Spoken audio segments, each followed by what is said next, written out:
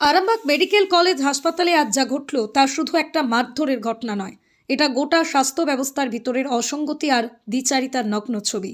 একদিকে রোগী ভর্তি করতে দেরি, অন্যদিকে ক্ষুব্ধ রোগীর আত্মীয়দের সঙ্গে সিকিউরিটি গার্ডের বচসা ও মারধরের অভিযোগ।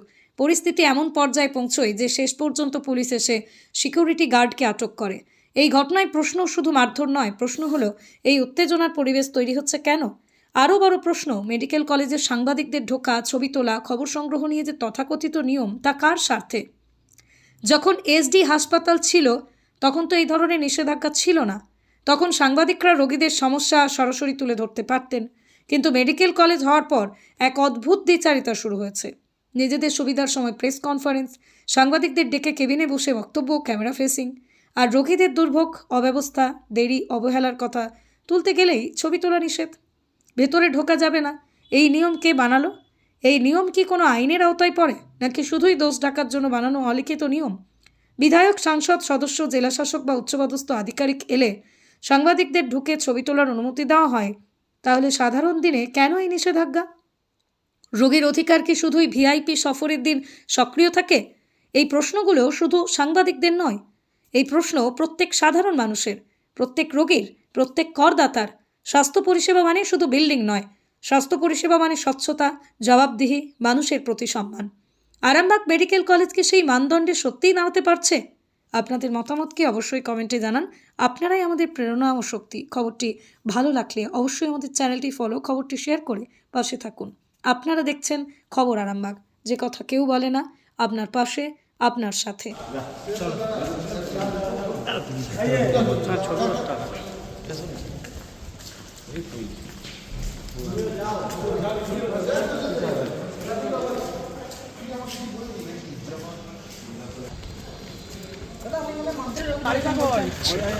কোন ভাঙচুর করেছেন এমনটা অভিযোগ করছে, কি বলবেন?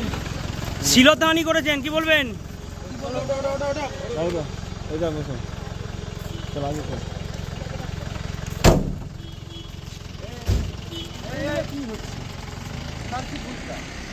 ভাই আমি খবর করতে এসেছি, কিছু করার নেই, সরি।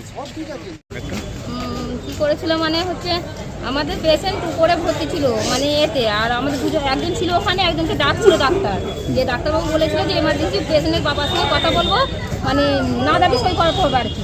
সেই হিসেবে আমার দাদাকে যেতে চাইছিল, আমার দাদাকে ওনারা যেতে দেননি, তার জন্য ধস্তাধস্তি করছে খুব, মানে ওনারা যেতে তিনি মানে উল্টো পাল্টা করছে। একজন বলতে একজন থেকে তিনজন উঠে আসছে ওখান থেকে, এবার তেরে যখন তিনজন উঠে আসছে, আমি জানি মারপিট হবে, সেখান থেকে আমি আমার দাদাকে সরিয়ে দিতে চাইছি, যে সরে দেয়, ওদিকে বলছি চুম মারো। উনি একটা লম্বা পাড়া দাদা, কালো পাড়া, সে কি করছে আমাকে ধাকাচ্ছে, ঢেগলে ফেলে দিচ্ছে। আপনার গায়ে হাত দিয়ে হ্যাঁ, গায়ে হাত দিয়ে ঢেগলে ফেলে দিচ্ছে। তখন ঢেগলাচ্ছে, আমার আব্বা পিছন হাত থেকে দেখে আমার আব্বা তখন যে আমার আব্বা বলতে, আমার আব্বা বলছে যে তুই ঢাকলাচ্ছিস, তুমি ঢাকলাচ্ছে কেন, সে বলতে যাওয়ার সঙ্গে সঙ্গে আমার আব্বাকেও ঢাকলেছে। ঢাকলবার সঙ্গে সঙ্গে তখন পিছনে দু চারটে ছেলে ছিল এখানে, ওনারা দেখে ভিডিও করেছে, করে ওনারা ভিডিও করে ওনারা বলতে পারে না, আমার সঙ্গে ছেলে ওদের সঙ্গে মারপিট করতে চলে আসছে। মোবাইল কেড়ে নিয়েছিল, হ্যাঁ, মোবাইল ওইখানে কেড়ে ওরা ভেঙেছে। আমি সেটা মানে কি সিকিউরিটি কি দাদাগিরি করছিল? হ্যাঁ, দাদাগিরি করছে ওনারা, মানে এমন করছে যে বলা যাবে না। মানুষকে আমরা এসেছি এখানে, গরিব মানুষ, সাধারণত মানুষ, আমরা তো পরিষেবার জন্য এসেছি ওখানে। ওনারা আমাদেরকে এমন কচ্ছে, মানে বাইরে মানে বেরিয়ে আমরা আনছি, অথচ আমি আনছি। সিকিউরিটি কি ছেলে নামে? ছেলেই ধাক্কা দিয়েছে, ছেলে ধাক্কা মেরেছে। আপনার পেশেন্ট লাল কার্ড থাকছে, আমার পেশেন্টের নাম হচ্ছে মমতাজ খাতুন। কোথায় হয়েছে? না, ডেলিভারি, এমার্জেন্সি ডেলিভারি। ওর মানে ওনার ব্লাড প্রচুর ভাঙছে, ব্লাডের প্রচুর দরকার। আচ্ছা, কবে ভর্তি হয়েছে? ভর্তি আজ সকালেই হয়েছে। ওখানে সঙ্গে সঙ্গে মেয়েতে সুপারে নিজে ওর মানে আলট্রাসোনা সব করেছে। এখনো বাচ্চা হয়নি? না, বাচ্চা হয়নি, ডাক্তার না দাবি সই করাবে, রিস্ক আছে বলছে। আচ্ছা, বলছে বাচ্চা মায়ের দুজনেরই রিস্ক। আচ্ছা, বাড়ি কোথায়? আমাদের বাড়ি হচ্ছে চাপাডাঙ্গা। তার জন্যই ডেকেছিল? তার জন্য ডেকেছিল। কি নাম আপনার নাম দিদি? আমার নাম দেবী বেগম। ওই থানায় গিয়েছেন? থানায় গেছেন? না, থানায় যাই। এখানে ভিতরে কেউ ক্যামেরার মাধ্যমে ছবি পরিবেশন করবে না, তাতে আপনাদের রিপোর্টারদেরও সবারই সেম রুল।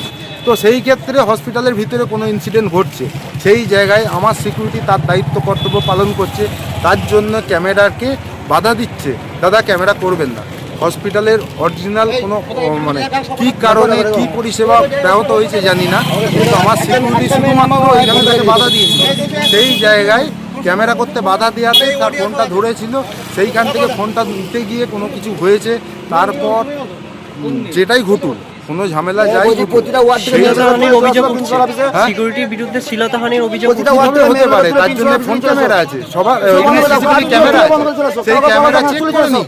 তো এখানে যদি এরকম অবস্থায় যদি আমার সিকিউরিটি তারা দায়িত্ব পালন করতে গিয়ে যদি এরকম হেনস্থার শিকার হয়, আমরা কোথায় যাব? আমাদের নিরাপত্তা কোথায়? হসপিটাল বলছে যারা পেশেন্ট বাড়ি তাদের বলছে আমাদের নিরাপত্তা নেই, সিকিউরিটিটা আমাদের সঙ্গে কিভাবে নিরাপত্তা? আমাদেরকে যেমন অথরিটি অর্ডার করবে আমরা সেরকমভাবেই সেই অর্ডার ফলো করব। সেই অর্ডারের মধ্যে সম্পূর্ণ বলে দিচ্ছেন যে এখানে ক্যামেরা এখানে অ্যালাউ থাকবে না সম্পূর্ণভাবে। তো সেই জায়গাটায় আমার সিকিউরিটি যখন বাধা দিচ্ছে, সেই বাধার সম্মুখীন সেইখান থেকে যদি কোনো কারণ মারধরের সিকিউরিটি পর্যন্ত সিকিউরিটিকে মারধর করেছে, মহিলা এখানে মারধর করেছে, এখানে ছিঁড়ে দিয়েছে, তার সম্পূর্ণ তার ইয়েটা আপনি দেখতে পারবেন। সেটা আজকে আমরা আমরা তাহলে নিজেদের দায়িত্ব কিভাবে পালন করব? আমরা নিজেদের দায়িত্ব পালন করতে পারবো না তো এরকম। যাকে পুলিশ সৌমেন ঘোষ, আমার নাম মিঠুন কুমার ঘোষ। আমরা তো বুঝতেই পারলাম না, তার কমপ্লেনের বেসিসে নিয়ে গেল। আমার সিকিউরিটি দায়িত্ব পালন করছিল, এর বেশি আমার জানা নেই। সে তার দায়িত্ব পালন করতে গিয়ে তাকে যদি সেখান থেকে পুলিশ নিয়ে যায়, হ্যাঁ, তাহলে আমার অন্য সিকিউরিটি কারোর দায়িত্ব কিভাবে নেবে, কিভাবে দায়িত্ব পালন করবে? সে তো নিজস্ব স্বার্থে কিছু করেনি। মেয়েটা মানে পাবলিক রুগী ভিতরে আছে, দুজন ঢুকতে দেয়নি, মেয়েটা জোর করে ঢুকছিল। সেই মেয়েটাকে এখানটা ধরে ফেলেছে এরকম করে। সেখানে আমার বোন পড়া ছিল, মোবাইলে ছবি তুলছিল। বলছে তুই মোবাইলে ছবি তুলি, তাহলে আমার চারদিকে চারিয়ে ও মোবাইলটা নিয়ে মুজরে ভেঙে দিয়েছে। কে ও ছেলেটার নামটা আই কার্ডটা আছে, নিয়ে থানায় আছে। সিকিউরিটি কোথাকার সিকিউরিটি এগুলো? এই হাসপাতালের সিকিউরিটি। তাহলে মহিলার গায়ে হাত দিয়েছে? মহিলার গায়ে হাত দিয়েছে।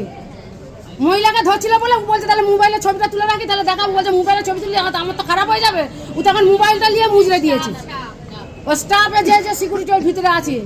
আপনাদের বাড়ি কোথায়? আমাদের বাড়ি কালীপুরে। আমাদের ছেলে নিয়েছিল, 1.5 ঘন্টা বসছিল, তারপরে চিকিৎসা কি হয়েছিল? সেটা পাটা সাইকেলে ঢুকে গেল, আমরা নিয়েছি। কখন থেকে যন্ত্রণা করছে, বলছে যেখানে ড্রেসিং করবে ওই বাচ্চাটা হ্যাঁ, বলছে ড্রেসিং করার লোক নাই, এখন এই নাই সেই নাই, আমরা বসেই আছি। তারপরে আমাদের একটা দেওয়ার লালচান হয়, তাকে ডাকতে, তারপর সব হলো। এই মাত্র হসপিটালে পরিষেবা কেমন পাচ্ছেন? না, কিচ্ছু করেনি। আমরা সেই 1.5 ঘন্টা বসে আছি, বাচ্চাটা যন্ত্রণায় কাঁদছে, কিচ্ছু করেনি। আমরা মানে এখানে কি সিকিউরিটিদের দাদাগিরি? হ্যাঁ, সিকিউরিটিরা দাদাগিরি করে অন্য পেশেন্টকে মারছিল, ফেলে মেয়ে ছেলেকে। মেয়েকে মারছে কেন? মেয়েটাকে ধরেছিল যে ওদের পেশেন্ট ভাই যখন আছে। মেয়েকে কি কোনো ছেলে মেরেছে? না, ও ভিতরে যাবে বলছিল। মানে মেয়েকে কি ছেলেরা মেরেছে? সিকিউরিটি গার্ড যার আই কার্ডটা নিচে সে মেরেছে।